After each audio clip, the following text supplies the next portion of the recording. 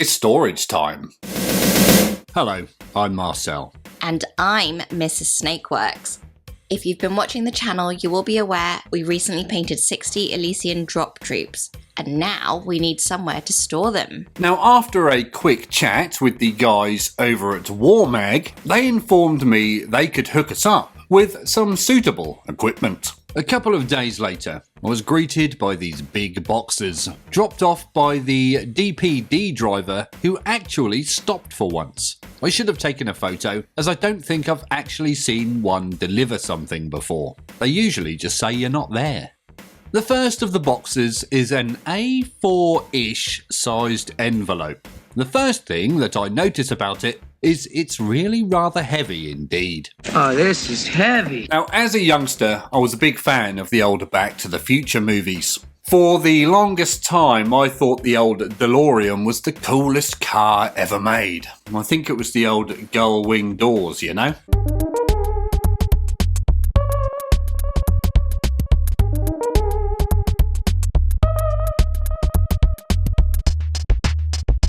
Not wanting to destroy what was inside, we carefully sliced open the envelope using our good friend Andy, the knife. Inside the envelope is what appears to be a sheet sandwich, not a Vegemite sandwich. He just smiled and gave me a Vegemite sandwich. My old mate, who I used to work with, he always thought the lyrics to that song where he gave me a piece of my sandwich. It took us a long time to convince him it said Vegemite. I don't think he'd even heard of Vegemite before, which isn't surprising because it's disgusting. They're like Marmite. Hideous stuff. Okay, so inside the sandwich are magnetic sheets. A sepia coloured sheet, a moonscape sheet, an almost marbly or map looking sheet, a marshy grassland sheet, and I'm putting this one to the side, and also label sheet that correspond with the design on the magnetic sheets. A nice detail indeed. Again, there's one for each matching sheet. It's amazing really, as all these sheets should be good for loads of miniatures. And remember, one sheet does plenty. One sheet does plenty. Whatever happened to Juan Sheet? Someone once told me that Juan Sheet looks a bit like Nicolas Cage, which I find quite amusing. There is, of course, a second heavy envelope. What do you reckon is inside this one? Again, using Andy the knife, we carefully cut it open. This time, instead of a sheet sandwich, we are treated to some interesting black sheets. These are all the sheets of pre-cut magnets for applying to the underside of the miniature's bases. We shall have a look at these in greater detail later. Cutting to the chase, I have to say I am really rather impressed with them. Let's carry on, shall we? So the magnetic sheet that I've decided to use for our Elysian D99 is this one. It's pretty fitting as it's a sort of green grassy marshland look. It'll be a decent match for our basing scheme. Of course, we will also be using the matching label sheet. I suppose you could use a sheet that didn't match, but that would make me have a Skitzoid embolism. It looks like we got another Skitzoid embolism. I'll be right back. Mr. McClane?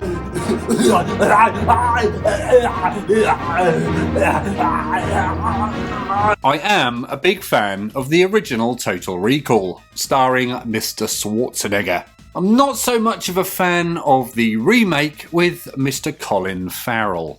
Right, so these are the magnets for the bases. These come in all sorts of various sizes, which you can see here. Obviously, this is to fit in the different size bases on your Warhammer miniatures.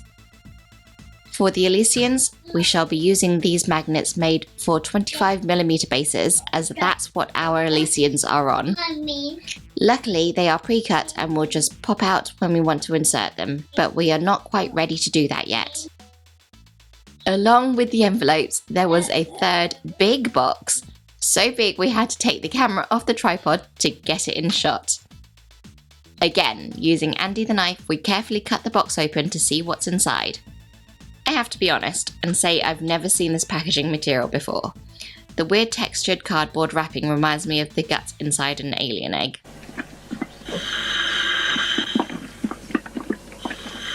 Hopefully nothing will pop out and get me. Now on a side note, it would appear there is a new Alien movie coming out. Alien Romulus, I believe. Nothing to do with Star Trek, I hope.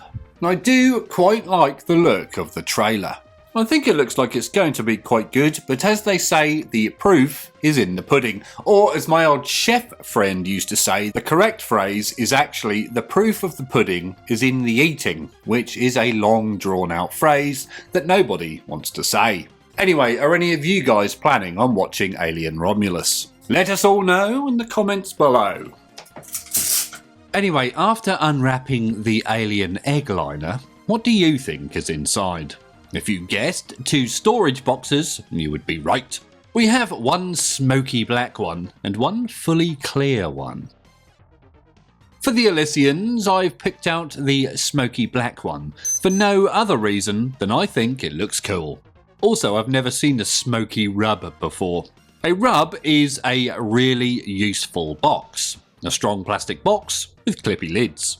I used to keep snakes in these, you know, until I didn't. Now that's why the channel has Snakeworks in the name. Some of my older, more terrible videos even have real life snakes in them. If you've been watching the channel long enough, you'll probably remember.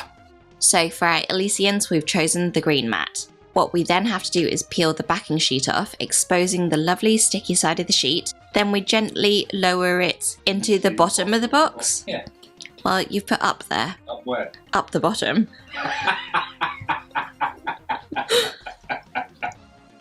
With the mat lower down and stuck in, we have this. That took, what, 30 seconds?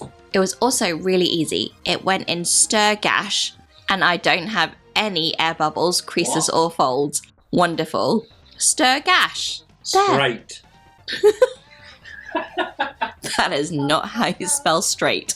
Now what I didn't show is me just giving the sheet a bit of a rub down. Just a gentle massage on there, you know, to make sure it was stuck down correctly. Here we have our proverbial guinea pig, an Elysian D99 veteran. Amusingly, this one looks like he's scratching his arse. I ran out of suitable arms when building them, if I remember correctly, so I just had to use what I had laying about. Hence this interesting pose. After deciding on our magnet and miniature, all we have to do is pop the relevant magnet out of its sheet. They come out really easy. They're all well pre-cut and don't tear or rip when you remove them. Good. Conveniently, the magnets have their own adhesive pad attached, so no farting about with glue, which is again helpful. It's like a sticker, really. We then literally just press the magnets into the underside of the base. Now, you might be worried about how flush they end up. Well, there's a millimetre or so of a sort of spongy cushioning material between the magnet and the miniature, so you can actually compress it a bit if it's not quite perfect enough. I was lucky and I didn't have to do this on any of mine. I am aware that some bases have like deeply embossed text underneath, so that might need this step. Now the magnets were on, I felt it was a good time to check out how strong they are. We have no problems with the magnet sticking to a boom arm. There was no trouble with sticking to the radiator either. Luckily, it wasn't turned on or the resin might have gone soft. It even stuck to my spoon. I had just finished my breakfast. And yes, I was using Snakeworks Jr.'s bowl, but don't tell him. Trying to lose a bit of weight, you see? Using smaller bowls and plates helps with giving yourself smaller portion sizes, until you go back for seconds. Now if you fancy discussing miniature storage, then please feel free to come along and join our friendly Discord server, which is not behind a paywall. There's a link in the description below somewhere, and I'll also try and put one up here. Or is it that side? We look forward to chatting to you there. We can see here how easy it is to put miniatures in the box. All you have to do is lift them up and place them in. Can it get any easier? So all we have to do now is add all the other 59 magnets to the Elysians and we are done, right? Surely we won't run into any roadblocks or issues. Let's get cracking. So it turns out when Marcel built these Elysians way back when, he decided to use some sort of weird molded bases that have all the detail embossed in relief on the bottom. That's right for once. It doesn't sound right. It doesn't make any sense. Okay, whatever. Annoyingly, 50 of the 60 have these. As one of my old irritating managers used to say, there are no problems, only a number of solutions. So we need to come up with a way around this. I hate that phrase, by the way. Does it really even mean anything? This is my solution. It's simple, isn't it? It's just a round magnet stuck underneath. And I did have to faff around a while finding the right sized magnet for the space under here, and also I had to make sure the polarity was correct. I had to do this with every single Elysian after the initial batch. Each of these moulded bases were different and thus had different sized gaps underneath, so I had to use all different sizes and thicknesses of magnets. It was a royal pain in the arse. If only I had just used normal bases. After what felt like an eternity, I finally had magnets in all of the Elysians. You can see that weird white frosting here where the superglue vapours have dried. I laid them down so the frosting didn't happen to the actual paintwork. If anybody out there knows a way to remove that superglue frosting, then again please let us all know in the comments below. You'll be the hobby hero of the world. Anyway, I think it's now time to get these Elysians in the box. Absolutely badasses! Let's pack them in! Get on there! With all 60 of our Elysians all magnetised, finally we can start loading these absolute badasses into the box. Look how easily they go in. You can't see Marcel's face here, but he is smiling a lot. 60 men didn't take up the whole box, and I reckon if we packed them in tighter, we could get rather a lot more in here. Probably about 100. Obviously, bigger based minis would take up more room. Now I know some of you really want to know how strong the magnets are, so let's do a little test. Here we can see the magnets are all still working, even when the box is upside down. You can even give it a little wiggle. Now I'm not going to really throw it around as that wouldn't really be helpful, but I think the magnets are definitely as strong as they need to be. With the miniatures in the box, we can put the lid on. It's a big step right there. I feel like Neil Armstrong. Next up, I am writing on the labels. Elysian D99 Infantry. Now, when I see the box, I know exactly what's inside it without having to open it. I do enjoy this feature. The labels look nice too. There's something satisfying about filling in sticky labels, isn't there? I wonder why that is. Now if you want to get your hands on your own Warmag kit, such as storage and magnets and magnetic sheets, then check out the little link up here somewhere. I'll also put one down in the description below for you. With our labels written out, all we had to do was stick them on. Who doesn't love stickers, eh? We also added the Warmag logo sticker to our painting light. There are a few on there now, including a Royal Mail sign for delivery sticker. I've no idea why we put that there too. While we put our paints away, I just want to give a loving shout out to all of our patrons and channel members. Dan Yellop, Lee Blackley, Donald, Pine Tree, Bobzilla, Charles Marlowe, Andrew Marrington, Nick Ellingham, Briars and Bantams, Tim Van Stralen, and our newest members, Sven V.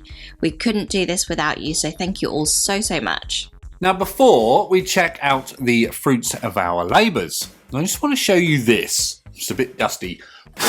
This is what we call a Valkyrie. Well, it is called a Valkyrie, it's not what we call a Valkyrie. Unless you pronounce it wrong, you might call it a Valkyrie or something like that. Anyway, on the back there's an interesting decal, or decal, and it says, if you're enjoying this video, then please consider liking it and subscribing to the channel.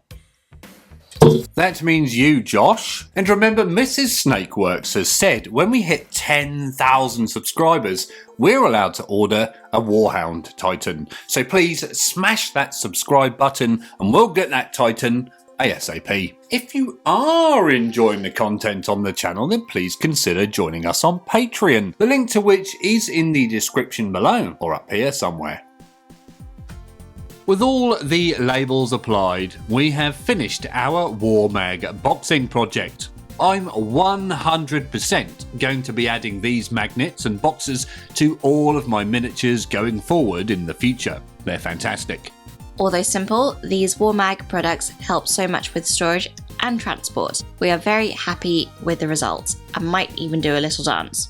Done! Anyway, when it comes to Warmag kit, storage and magnetic solutions, I don't know if that is their phrase, but it should be, I thoroughly recommend them. And as always, thank you very much for watching.